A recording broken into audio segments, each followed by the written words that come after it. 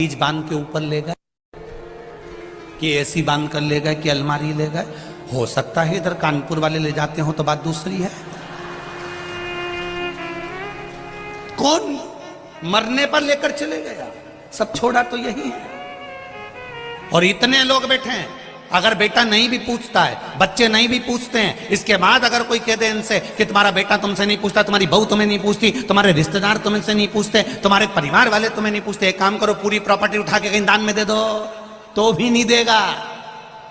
औलाद कितनी भी बुरी हो, बहू कितने भी ताने देती हो, नाते रिश्ते कितने भी बेकार क्यों ना हो, तो भी कोई अपनी प्रॉपर्टी, अपने जमीन, अपना धन किसी को नहीं देता। भले बहू गाली पर गाली दे तो भी सास मरते समय भी पूरा जेवर उसी को देकर जाती है, क्योंकि वो पाल पोस कर बड़ा करा है उसने। कैसे उसको बिना सामग्री के छोड़ दे। माँ और बाप जैसा तो दुनिया में कोई फरिश्ता होता ही नहीं है, जो देता ही देता है। माता और पिता जैसा कोई संसार में फरिश्ता नहीं हो सकता।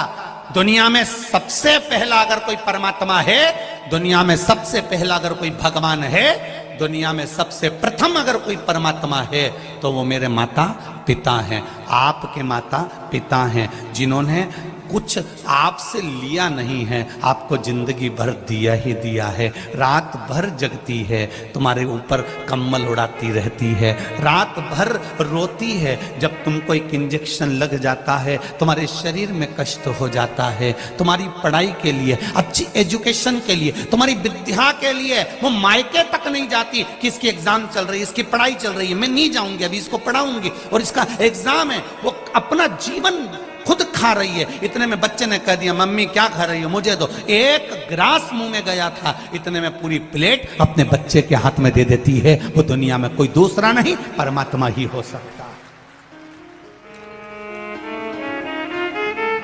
केवल एक परमात्मा।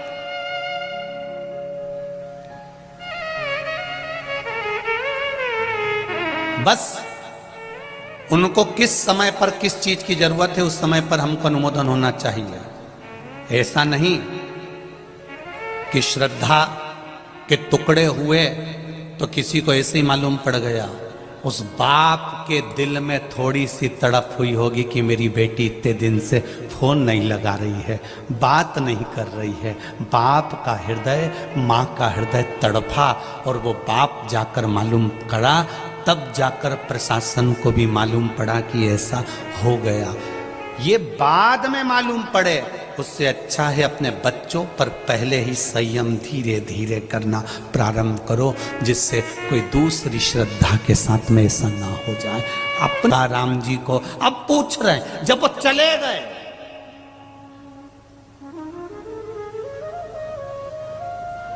दुनिया के लोगों को अच्छे लोग पसंद कब आते हैं? जब वो चले जाते हैं।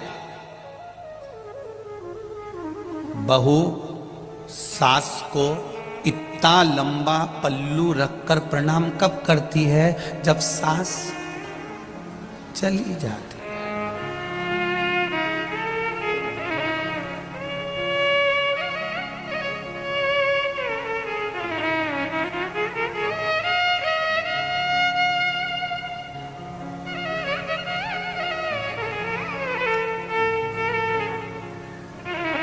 हम जिस कानपुर के आप और हम निवासी रहे हैं, इस कानपुर की प्रथा रही हुई है पुरानी कि माताएं अगर घर से बाहर भी निकलती थी ना, तो एक तन पर अलग से एक सफेद कपड़ा या कोई लुगड़ा ओढ़ कर मुख तक ढाक कर तब निकलती थी।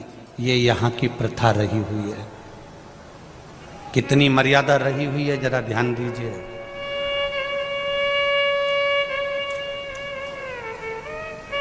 और आज भी मर्यादा यहां दिख रही है।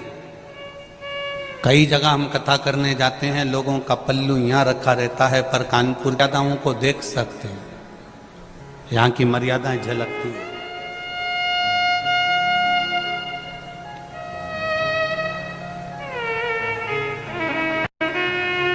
होना चाहिए थोड़ा सा।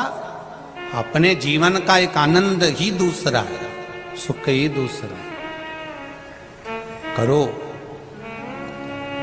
बहुता में हम बहुत नहीं कहते आप लोगों से कि आप बहुत कंट्रोल में रहें, हम तो इतना कहते हैं।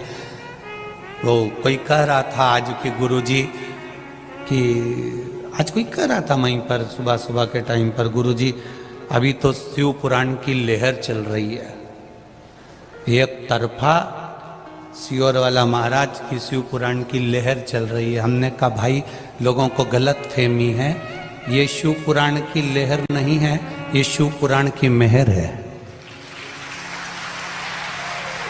ये लहर नहीं है। जो आज बच्चे बच्चे शंकर जी के मंदिर में जा रहे हैं, एक लोटा जल चढ़ा रहे हैं, घर के बहू और बेटा भी एक शिव जी के मंदिर में जाते हैं, और मेरी माताएं भी अपने पति से भी कहती हैं कि एक लोटा जल चढ़ाना फिर चले जाना दुकान।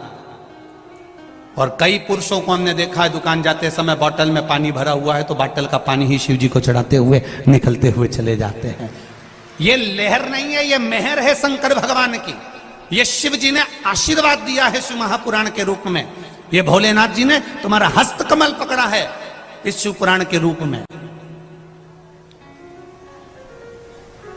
ये शिव कृपा है, ये शंकर की उदारता, ये शंकर की दया है, ये करुणा है।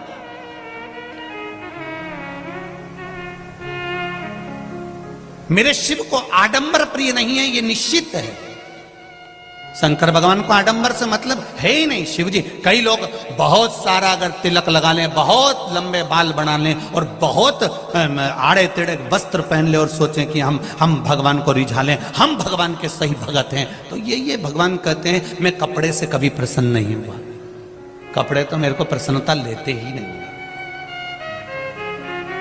हम कौन से कपड़े पहने जिससे भगवान प्रसन्न हो जाएं?